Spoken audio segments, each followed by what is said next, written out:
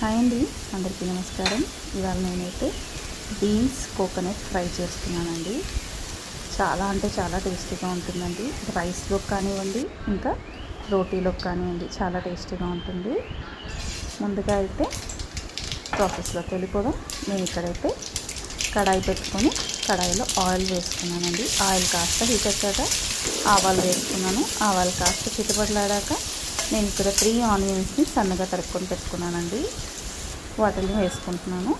కాస్త ఆనియన్స్ వేగాక కరివేపాకు తురుము వేసుకుంటున్నాను. బాగా సన్నగా కట్ చేసుకున్నానండి కరివేపాకుని. ఇంకొక సైడ్ అయితే నేను బీన్స్ని బాయిల్ చేసుకొని పెట్టుకున్నాను. కరివేపాకు కాస్త వేగాక ఇప్పుడు పచ్చి కొబ్బరి తురుముని 1 కప్పు తీసుకున్నాను. ఇది కూడా చక్కగా వేయించుకోవాలి. కొబ్బరి కాస్త వేగాక వెంటనే మనం ఇందాక బాయిల్ చేసుకొని పక్కన పెట్టుకున్న బీన్స్ని యాడ్ చేసుకోవాలి.